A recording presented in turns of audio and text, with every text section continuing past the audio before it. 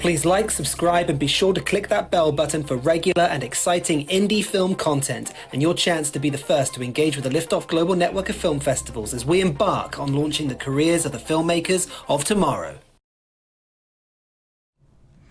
Hello everyone and welcome to today's stream. Today we are looking at the Season Award films and speaking to some of the jury that took part in this year's judging. So on board we have Daphne, Richard, Emily, Rusba and Tristan.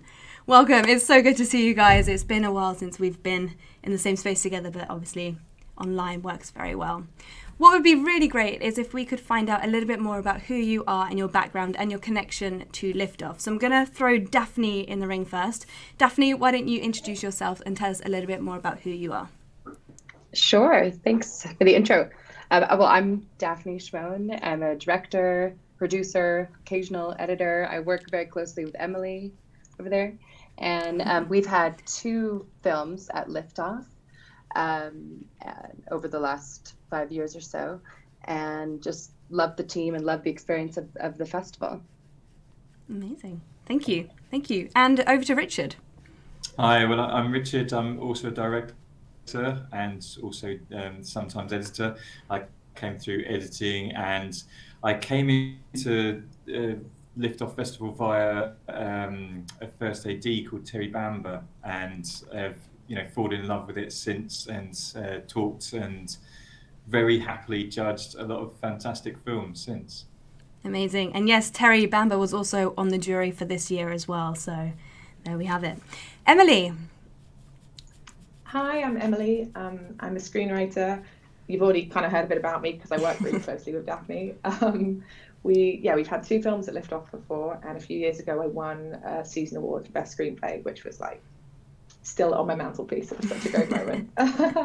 I've been judging for a couple of years now, and I really look forward to it. There's other things that you do because you feel like you should for the filmmaking community, but the films that we get at Liftoff are always so much fun. It's always like a highlight.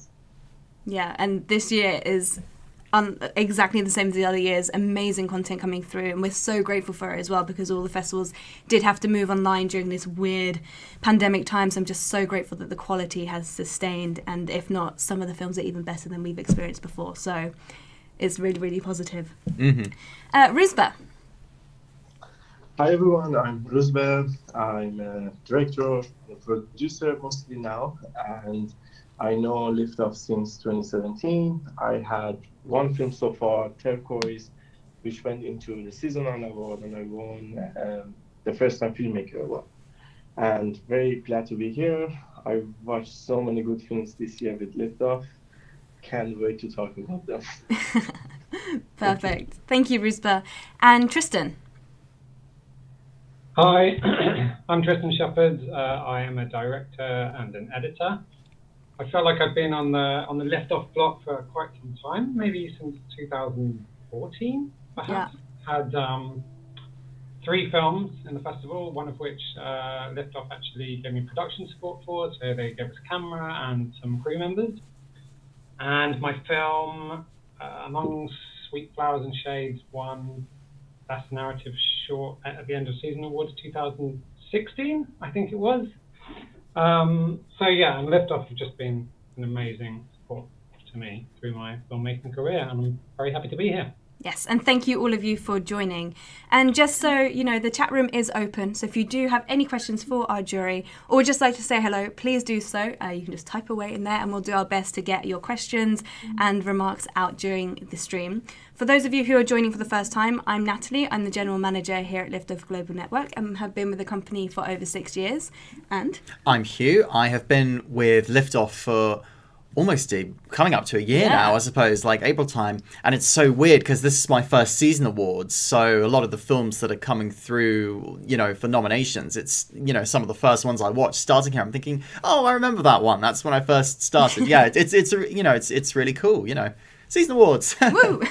There we go. So one question I would like to ask you all before we delve into the season awards is, What moment did you realise that this was the industry that you wanted to work in? Was it watching a specific film in a cinema, or had you always had a passion for being creative and getting your hands dirty and making films? Daphne, I'm going to throw that back to you to start with. This question's always so fun. Yeah. Oh, always the first. Well, it's a tough question because I don't remember any time that I didn't have a camera in my hands. I think I've always been filming since I was little. I actually just made a semi-autobiographical film about that because I always found that my way of telling stories was through visual medium. But I did have an incredible experience watching this film, this Mexican film, Y tu mama tambien. I just felt it was so pure, it was so real, it was so raw, and it showed me a culture and a place that I knew nothing about. And I think film has a real power to transport people and to show them experiences, people, stories that maybe they would never have a chance to experience. And all of us, no matter what we do in life, no matter what industry we're in, we all have our favorite movie. And so I think it's a medium that really connects us all. Amazing. That's a great answer. Thank you. Richard? I think I always wanted to say something. I felt I had so much to say and just didn't have a way of saying it. So I used to write lots, draw lots, all sorts of things like that. And then when I was able to get cameras, then I started doing things with those, making films, kind of splurging out. But it was actually, I think it was a bad film that sparked me off, because I saw a local furniture salesman that had started dabbling in historical films for some reason and made this frankly terrible film. So I collected together everything I'd done up until that point and went to see him, and he was able to access money, and we started making films, and they were better ones. And then that's the actors he used introduced me to people in the industry, and then I started to move in. So it was actually a bad film that got me into films. Perfect. Great. And Emily? I didn't always want to be a filmmaker. I've actually known Daphne since I was little. So while she was running around with a camera, I was like in the corner, in the shade with a book. But I've always wanted to be a writer. And I did sort of journalism and lots of different kinds of writing. And it wasn't until I think it was 2014 or 2015 when Daphne persuaded me to write a short film script for her, which I did a really bad job of at first. The first thing I handed her did not look like a script because I didn't really know what I was doing. But in the process of sort of trying to turn this story into a film script, I realized that there's something about the script language that really appeals to me. It felt like it was that moment that you really want to have where you feel like you just suddenly just fall in love with something. And yeah, I realized that it's exactly the way I'd kind of been thinking about things anyway, and the way I like to communicate. So I sort of haven't looked back from there. Amazing. Fantastic. Thank you. And Rusba? So I remember in my teenage years, I used to read a lot of short stories, and especially Russian literature, those stories were so visual to me that I could have visualized them in my mind as I was reading it, and I had no idea of what is cinema back then. But I did my BA in sociology, and I think that opened a new door because we had a professor that he suggested to watch this film, watch Clockwork Orange when I was 19, and I just fell in love with cinema, and especially it started with Kubrick. And I couldn't believe that you can tell a human story, the process of dehumanization and humanization together in even not using a singular word and just pictures. I just realized this is so strong that can make a parallel universe into your mind. And I was so scared of making films. I couldn't believe the whole process. It always seemed big, but I just did a film with one of my friends as a video experiment, and it did work. We liked it, and I just continued with very little steps. And I can't call myself a filmmaker yet. I think it's hard to do that, but I'm in the process, and I just enjoy telling them stories in any format I can tell. Fantastic. Yeah, that's it. A lot of what you were saying there relates back to your first short film that we screened here at Lift Off with the Kubrick influence, and it's just amazing. So I definitely would call you a filmmaker, but I understand where you're coming from with that. Tristan. Sure. Yeah, I trained as an actor actually, and I went to drama school, and I don't think there was any definitive moment where I decided to be a filmmaker. It was more like as I started to fail at acting, I began to succeed at filmmaking. So I just slowly morphed into the other one. I mean, I've always loved film, but I think as well it was just by sort of going through the process of sort of making online improvised shorts and stuff, I just developed technical skills which were much more employable than my acting skills, unfortunately. And so the rest is history, I suppose. Yeah, they say as an actor to create your own work. So did you write yourself in any of your own films? Yes, I did. Yeah, so the very first film I made, I didn't write it, but I produced it and I cast myself as the lead, and that was kind of the process for a while, where I was starring in my own films, but slowly I kind of fell in love with things on the other side of the camera. Yeah. Talking of cameras, by the way, my camera's up here. It looks like I'm not looking at any of you. I'm just looking off talking. I am actually looking at your faces. No, it's a similar setup here. Our camera's over there and you guys are here. So if we're looking over here, it looks like we're really disinterested in what you're saying. But exactly. No, I totally get that. It's like really aloof or something. Perfect. Okay, so let's move in. Let's move into this year's season awards. We've got 14 categories up for grabs. We've got 14 of these trophies that are getting polished and ready for the ceremony on Saturday. The event is taking place at 7 p.m. GMT, so British time, on our YouTube channel, exactly the same way that you found this video. We will be back here all dressed up for the event. This year has been crazy, and I've been seeing a lot of trends coming through the festival circuit this year, so we will move into that. But I think a really great opening question to ask you is, what is it that you're looking for when you're reviewing the films? So I guess it is easier if I just delegate this question out, and then we can jump in on each other's answers and to keep it an open flowing conversation. So back to you, Daphne. I'm picking on you loads today, but back to you. You're the first person on my screen. So it's a tough one, Natalie. I think at the end of the day, I always go with a little bit of a gut feeling when I'm watching something. And if you can get lost in I don't know, it's been a really interesting experience actually judging for Lift Off, because it's made me think a lot about my own kind of process as a filmmaker. But it really comes down to storytelling for me.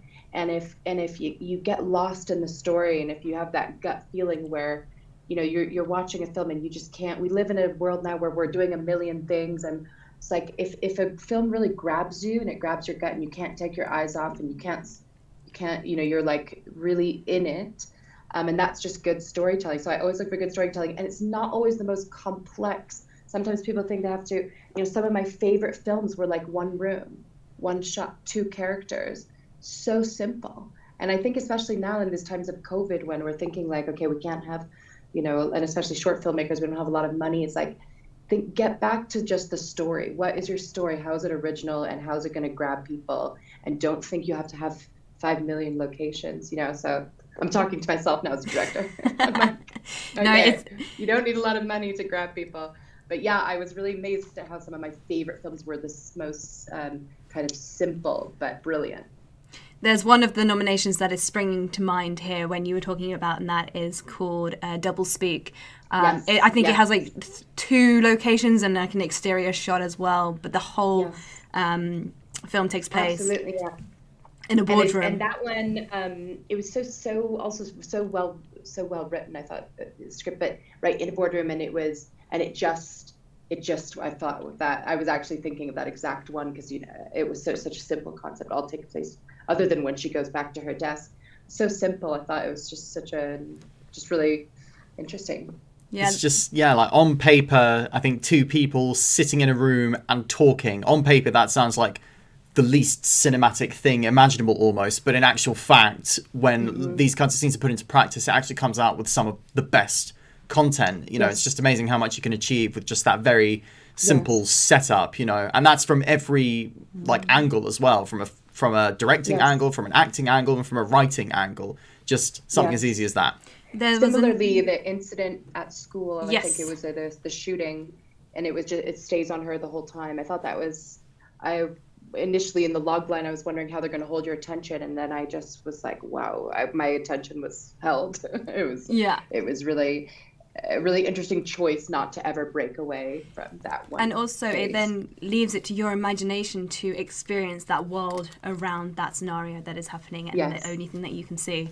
Another Yes. really great example is Flex. It was in the first time and under production, best post production. One room, one bodybuilder, one monologue. That is it. A fantastic film and an example of using a space very well. Great. Thank you, Daphne. Richard, I'm going to pass the question over to you as well. What is it that you're looking for when reviewing films?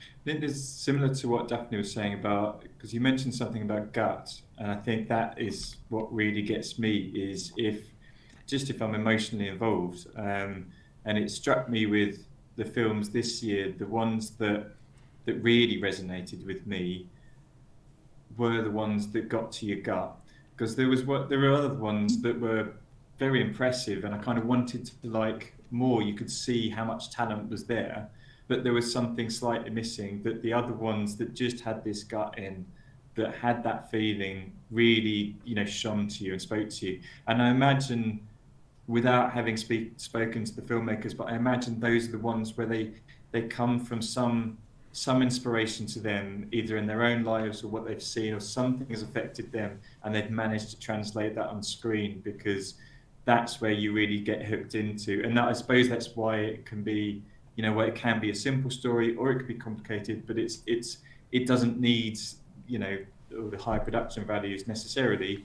It's as long as it's got that thing, that warmth, that heat that speaks to you, and you care about the characters. Because there's definitely a few that just immediately grabbed me, and I was willing the characters. I just wanted good stuff that happened to them. I was heartbroken when it didn't. Yeah. And some of those would be on simple things. There's other ones that there was one that, King of Ravens, makes me think of some of the cinematic language, because that just reminded me of how the filmmaking was doing that as well as the story. So that wasn't, you know, obviously it's there in the actors, it's there in the story, but the filmmaking itself was also giving you emotion, and it was in the metaphors it used, in the lighting and so on. And that was the same with several other films you'd see. I loved it when the cinematography was telling the story, when it was, you know, when the composition was telling you this person is boxed in, or when the lighting was telling you this is a faded memory or something like that. It was amazing to see how much of that was present in a lot of the films, where the filmmakers was also had, you know, their own voice. The filmmaking had its own voice. That's an amazing point there as well. There was the film called What If, which really emphasizes on the cinematic experience and taking you away from it, jarring it, and then you're left back in the story, and it's a very strong emotion that they managed to achieve through that technique that you were speaking about. I almost think, you know, I can't remember the last film I saw that's, you know, fairly new, just that has used cinematography that effectively. And so when it does come along, like in some of the shorts that we've seen here, you're just like, thank you. Yes, somebody gets it. Cinematography is there to help tell the story like that. I almost punch the air anytime I see something like that, you know. But on the other hand, cinematography and getting a great image is a lot more easy to achieve than it ever has been, because the quality of cameras and just the technology that is now available at a lot lower cost than it ever has been. But with a story like What If, you put that and you twist it and you turn it and you give it back as something completely unexpected. Yeah. And that's what makes that film have great cinematography, in my opinion.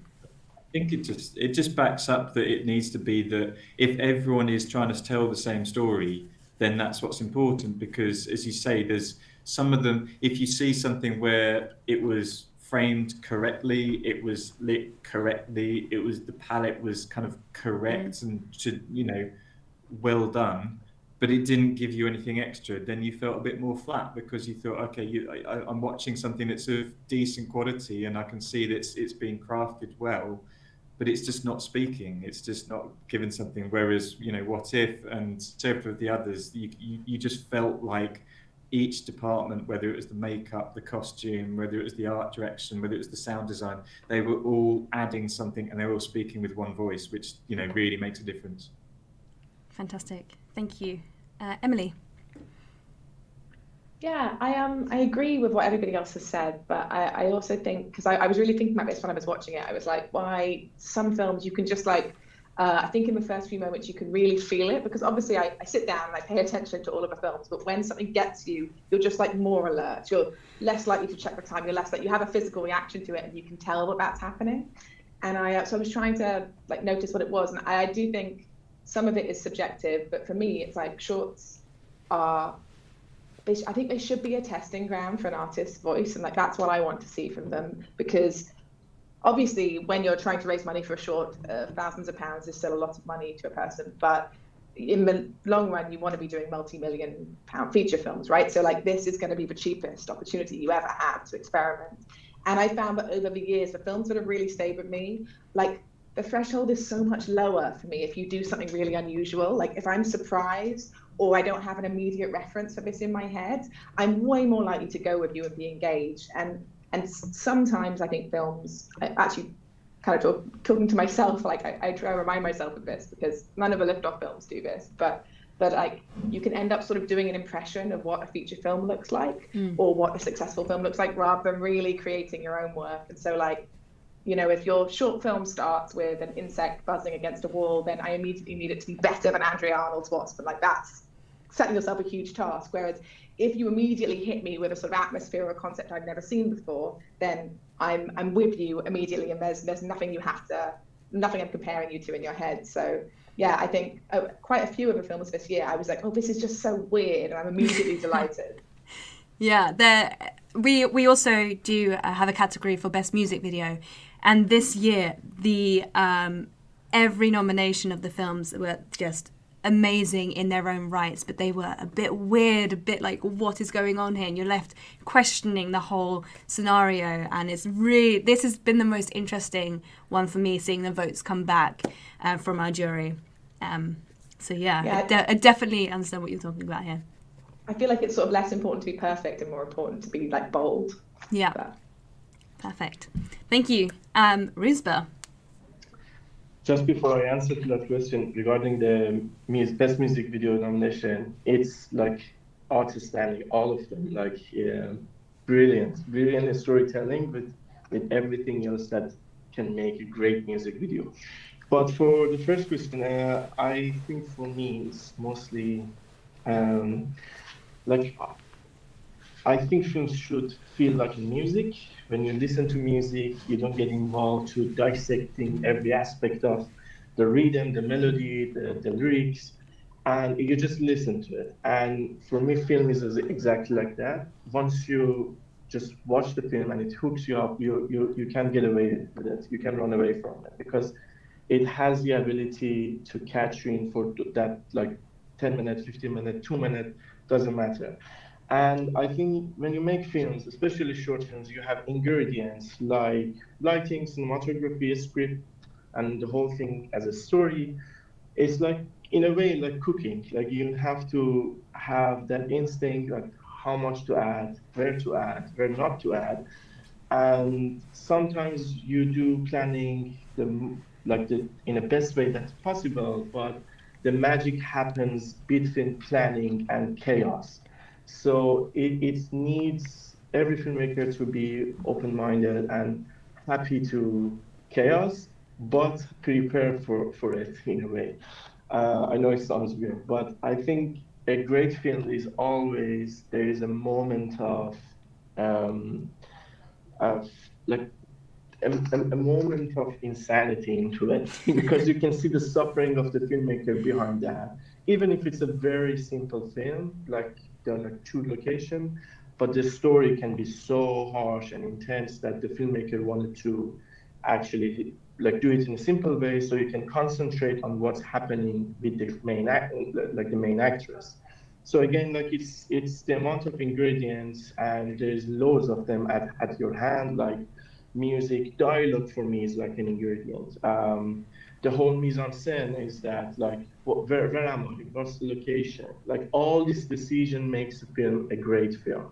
And the details of it, of course. When you have a first draft of a script, it can be great because it's the first idea that you have, and you write it, and then you visualize it. But the more you spend time on it, the more you can see that, oh, I can add that tiny bit. I can show that in the background. I can do the background rains, or like all these elements will add to the emotions that we experience. And whenever I watch films, I'm looking for those subtle decisions that distinguish the film for me with the others. Yeah, the subtle things that distinguish the film. Yeah, I love that. That's what it's about. Attention to detail. Nice. Cool. Tristan. Hi, yeah, well, I mean, I agree with what everybody has said. I mean, absolutely, I think, you're looking for emotional impact.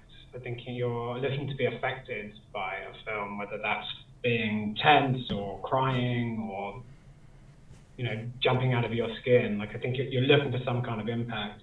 But I think Emily made a really good point. I'm not sure if the expectation I have when I watch a short is the same as when I watch a feature. And I think these days, like, as I've got older, I just want to be entertained. Basically, I just want to enjoy it in whatever way that is. But for a short, it's much more of a experimental playground, I think, for filmmakers. So I guess I think I want to see more, basically. I want the film to make me want to watch the longer story, really. Yeah, nice. Yeah. Great. I was just looking at the chat room here, and it is going off. It's on fire. It's literally on fire. So I think we've got James and Claire in there as well. So they're answering lots of questions that we have. But if you have any remarks that you'd like to share with our judges of what they've just said about what they look for when reviewing films, let us know, and I'll try and keep up with it. But keep that chat room going. I've got one nice comment that says, "Nice to meet everyone. Great insights. We are looking forward to the event." Again, just showing, the buzz for the season awards. It's all sizzling and cooking. It's all very exciting. What is really interesting there, Tristan, about what you were saying about that you wanted to watch more and see like a longer version of the short films, leads really nicely into some lift-off activity that has been happening here over the last couple of months. So back in 2019, Philip Barantini picked up a season award and multiple season award nominations for his film Boiling Point. And at that point, it was a short film. It was a 20-minute one-take film. And they basically took it around the festival circuit, but it was also going to be used as a proof of concept to get the feature version made. And recently, it's been in cinemas across the UK. It's also available on VOD, and it's just so amazing to see the journey of this film, from the short that came through to our Manchester Liftoff Festival, then going through in some of the festival circuit with us, to then being nominated, and then off it went on this whole new adventure. And the one thing I would say about this, from seeing the short film to the feature, is if you are looking to do a proof of concept, create it as close to the world as you want for the feature. I know Emily's seen it as well, so we'll definitely get you into this conversation in a second, but they used Stephen Graham as the main actor, and that was the same main actor in the feature, and the world of the restaurant was very much the same. The only thing that was different is they had extended the storyline, but they managed to keep that tension. So when you go to sales agents and distributors with your proof of concept, it's easy for the sales agents and distributors to see what kind of world you're trying to create, and it helps with that whole vision of getting it off the ground. Emily, what were your thoughts? Yeah, I remember really, really clearly judging this, because it was one of those ones where, like, it came through. There were some really amazing films. I think that year I emailed you being like, can I have two? Because I had, like, the film that would have won. And then Boiling Point was just, like, so professionally executed. I think that, like, it doesn't surprise me that it got made into a feature, because just watching it, I was like, oh yeah, I have zero doubt that this creative team could execute a feature this complicated immediately. And I think I like messaged Daphne. It was one of those films where you're like, oh my God, is this in your category too? What do you think? I like got my boyfriend to watch it with me, which I'm probably not supposed to do, but I was like, this one's so good. And we were quoting it every time we cooked for weeks afterwards. But like, and then I remember at the Liftoff Awards, I went up to Phil to like tell him how great I thought the film was. And the film had either just been greenlit or was just about to, because they were going to go make the feature. And then the other day, the feature screened at my local cinema. So I went to see it and I was like so personally invested. But the feature's remarkably similar to the shorts. Like really, really, I remember at the time watching the short and being like, oh, that's brilliantly done. You probably couldn't sustain it for much longer because it's a single shot and it's so incredibly tense and it's very like in the world of a kitchen, but they completely do. It was even more tense and brilliant on the big screen. So yeah, I was so inspired. Did they do the feature? Did they do the feature as one take as well? Yes. As Yeah. one Yeah. shot? Sorry. It was Oh, the same wow. story. It has the same ending. But... Yeah. Oh wow. I just want to jump in quickly because I have a thought on the short to feature thing, because I completely agree with you that it's so important that it's in the same world and as close to the feature as possible. But I also think that a mistake that sometimes you see is that they try to fit a feature into a short, and I think it's really important that the short is a moment and maybe a sort of simple but a moment of the feature. And if you can find a sort of contained story, contained characters, and to tell that, not to try and we almost made this mistake at one point where we had a feature concept, but then we won a short film competition, and it was like, okay, let's try and tell the feature story in this time. Yeah. But I think it's important and just something to think about that I've just learned through making my own mistakes of like, you know, just try and simplify, keep it in the same world, but find a moment and try and keep it as sort of, you know, simple. Remember that it's just a short amount of time, so you don't want 10 characters and to kind of really find that moment as opposed to, you know, making your feature into a short. I totally agree with you, Daphne. I feel like if you try and cram too much into a short, you can make a 10-minute film feel like it's 90 minutes. It can feel like you're watching a 90-minute film. And I think some of the most successful short to feature films, Whiplash was literally just that scene where in the room. And what was the Beasts of the Southern Wild as well? That was quite a long short film, and it was really just transmitted the vibe that the feature had. It was very different to the feature, but I think I was going to say that I definitely concur as well. And yeah, Whiplash being cited as the example when it's like a specific, you almost have to make a proof of concept without, you know, just let it exist as a good short film on its own. Like, even if it isn't going to go to a feature afterwards, you know, in some ways, if the main thing at the front of your mind when you're doing a short is, we're doing this with a feature in mind, then do you almost kind of, you know, lose track of sort of focusing on the important things in the short on its own, or does it kind of help? I don't know, but yeah, I'd say in a way it's better to just sort of, you know, focus on the product on its own and just try not to overcomplicate it. And yeah, obviously there's no reason why you shouldn't be thinking, oh yeah, I'd like this to be a feature one day, but it's all about kind of finding that balance of knowing that this is a prototype for something bigger while also making like a successful piece of art on its own, if that kind of makes sense. But that's why Boiling Point did very well on the festival circuit as a short, because it was a standalone film. You could just watch that by itself.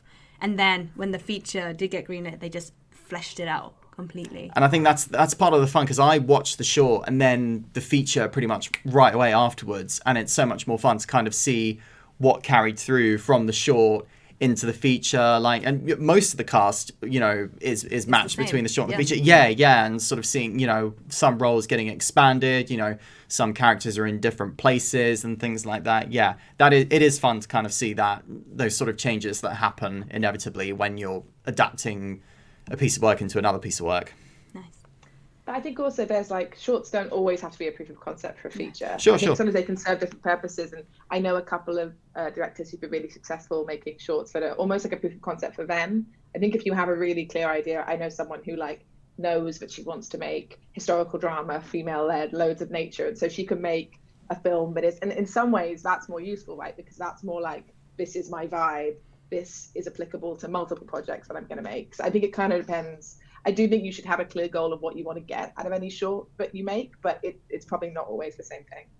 Yeah. Just one more thing on Emily's point. I definitely believe that as well, which is that what do you want to get from the short film that you are making at this time and like in the moment of your career? Because like there are so many filmmakers that they are stick with the short medium. They like there's two attitudes or multiple. Like you can see short film as a business card, that you are building a portfolio with it, experience with it, and then showing that you are capable of making a longer story, or you can be trusted with that amount of money. That's one of the way. But the other part is that as more like an artistic point of view of it is that there are many filmmakers that see short film as a separate entity medium, that they don't want to make any features. Or I agree that it should be simple if you want to just fulfill one of the purposes, but I don't think there is a limitation of if you want to have like even maybe 20 characters in it. It depends how you execute, and again, what is the goal of that like subject, or in a way that maybe I agree that you cannot fit a 3-act screenplay into a 5-minute. It will extend in a way. Like if you want to gamble that with festivals to go for like 29 minutes, 15 minimum, on my view, like 20 minutes, 30 minutes, then yeah, you can tell a full character story. I think we had a film this year as well, which did that, but it turned out great. But yeah, again, it's a risky game. Amazing. Great. Were there any reoccurring themes through the nominations that you could see this year? Or was there anything that stood out in particular to you? Anyone can feel free to jump in on that comment. I will say that go for it. We have different categories, so probably me. Yeah. Sorry. I just this will be short because I didn't see any theme. I was looking for one because I knew you were going to ask, but they were all. I had best screenplay and best director, and the categories. Every single film it made it very hard to compare them. So. I actually had best screenplay, best director, but I think what I did notice is that some of the concepts were more simple and isolated in terms of locations, other than the feature, of course. And I don't know if that was due to COVID or due to the fact that we're having to come up with concepts in a pandemic. But I was really surprised at how brilliant some of the films were, even in 1 or 2 locations. So I think that the filmmakers really found ways of getting around the pandemic and COVID and still creating great films in these kind of circumstances we're filming in. There's one film in particular that I think is so brilliant in the sense of its fun-hearted and light comedy that goes along with it, and that is a film called Vispen Even, which is Whispers in the Wind. I don't know if anyone. Yeah, it's basically a short film about a corpse that farts to tell you what happened to resolve the murder. And I just think it's so fantastic that they managed to have this one location, get lots of comedy in there, nail the style, take the mick out of Scandi noir and just nail it completely. And all shot in the UK with UK or Swedish-based UK actors. Like, amazing use of exactly what you were saying there, Daphne, with getting creative in the pandemic. What can you create? So yeah. Yes, I loved that film, and very original. I have to say, like we've all been talking about, when you come across a film and it's just original. The concept, the execution. For me, that concept was hilarious, but also just so original. I've never in my life. And I also went into that thinking that I was going to watch a horror film, and then I was like laughing so hard. So brilliant concept. That one. I think the takeaway from it is that I find it's a great movie to pitch to someone. Like if you're sitting around talking and you're like, oh, I saw this movie the other day, you have fun explaining what the film's about because the plot is just so ludicrous is the funny thing. And the thing is, with a premise like that, how can you really do it justice or execute it well without either making it too silly or just kind of a bit of a tonal whiplash there? But they seem to get that tone and sort of just right, you know. It was very serious. Yeah. Like, the whole thing was very serious, and that's what made it even funnier. What about seeing different ratios, like film ratios? So we've had a lot of films come through in square format this year as well, and also shot on 16 or 35mm film. We've had quite a lot of those productions come through, which I think is great. And really aids the story. I don't know if anyone saw any of those films that were shot on So the square what format. if that was What if was 1:1, wasn't it? Yeah. And I'm pretty sure it's shot on film as well, right? Yeah, that was a digital film hybrid. Okay. Yeah, I mean, I'm always when 1:1 comes up, I'm always like disappointed. I'm like, oh no, I don't want to watch it in square. I want it in widescreen. But then I forget about it. So if the film's good enough, you just forget about it so quickly. Yeah. And that plus film- also I think that really suits it with that film in the same way that Lighthouse did. Yeah. Yeah, definitely. What about color grading or similar storylines throughout this year's nominations? Did anyone see any trends come through in their categories there? I did feel in the features that there was something about identity, specifically with race. There was I think of imaginary states, and just even having that in the three languages it was in, and had a very sort of international feel, but also looking, it questioned people moving from their home country to another, and which country they feel most identity towards, where their allegiances are to. And it's the same in King of Ravens as well. That with people, the scenes of someone getting deported, and then also the kind of the questions is with a relationship that kind of spans two sort of groups that you wouldn't normally put together. So I thought, it wasn't in all the films, but I saw that coming through a little bit.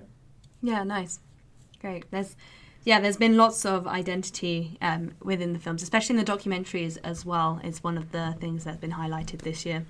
But yeah, great. No, I'm very excited to announce the winners on Saturday for the ceremony. It's going to be amazing. And thank you so much for joining us on the call today. Is there any final thoughts or final things that you would like to say before we end today's call? Just one thing about the aspect ratio that you said. I think it's like playing with that ratio is very interesting. There was this film, Mommy, Javier I'm from Quebec. If you have watched it, about the troubled boy, lived with his mom. It was the ratio even there in that film was playing as a storytelling element of feeling trapped inside a very narrow-minded lifestyle that you are, that the society dictates you. So if you cannot justify that, it can be another amazing element of the storytelling, or technical side of it, which you want people to watch it on. And I know is that one way that opens? Yeah, when up? it opens. Yes, it Oh, opens that's up. amazing. When it pushes open the screen. That's the storytelling. Oh, That's the storytelling. so good. Such a good film. Such a weird coincidence. I literally watched that film last night. Really? Oh. Yeah. It's like So two good. moments where So, it becomes hopeful for him, and then it slowly just quickly. And then shrinks back on. So that then works very well for Double Speak and also What If that have those themes in them and also in the square format. So there we have it. Yeah, the kind of Yeah, drama they were, idea weren't they? works- Yeah. works really well for. Yeah, I think I'm always amazed, how good the cinematography can be within the square box as well. Definitely. Like, What If was incredible cinematography, but also a non-nomination from Liftoff. But Ida, did you see that film? Yep. The Polish film that won an Oscar. That was incredible cinematography for, being in a kind of expansive landscapes, but in a kind of square box. Amazing. Would we say that aspect ratio underrated? Would we call it underrated, underused? Or? No, I don't know, because although we've got a handful of them nominated this year, if you look back over the festival season, there were a lot of films that were shot using that aspect ratio. And also, as well, what's it called? The real kind of aspect ratio that you see on Instagram and TikTok. We had a few films coming in that way as well, and they're getting more creative in order to tell their story that way. So maybe not so underrated. Maybe we'll see more of that next year or this year. Who knows? But Well, I think, and as long as it's motivated, I think with any cinematography choice, if it's motivated and there's a reason for the story, whether you want it to feel cramped versus expansive, I think then that's good. That's a good choice. absolutely. Andrea Arnold only uses 1:1. 1:1. Yeah. Yeah. Nice. I just wanted to say also, as we're ending, just congratulations to all the Yes. filmmakers and to definitely. all of anyone out there making film. I think under normal circumstances, it's an achievement just to finish a film, but in the pandemic we're in, it's an extra achievement. And just congratulations to everyone. The quality was incredible this year, and just getting to the end of a film and getting it to a place like Liftoff is such an achievement. So congrats. Yeah, thank you. Yeah, No, definitely. 100% agree. Congratulations to all the filmmakers who have been nominated this year. Later this week, we will be revealing the Season Awards VOD. So if you are interested in watching any of the films that have been mentioned here today or that you've seen been nominated on our website, there'll be an opportunity to do so. Some are tied up in distribution, so they're not in the collection, but the majority of the films are there. So I highly recommend going and checking out these awesome films. And then you can sit back and watch this stream and be like, do you agree or disagree with what we were saying here today? So yeah, fantastic. Thank you all so much for joining. Thank you for having the chat room absolutely buzzing for the whole of this stream here today. And guys, thank you so much for being a part of the jury. Thank you. It's always a pleasure having you. Thank you. Thank Thanks, you. Arthur. Thank you. Take care now, Bye-bye. everyone. Bye-bye. Bye. Bye. Thanks so much, guys.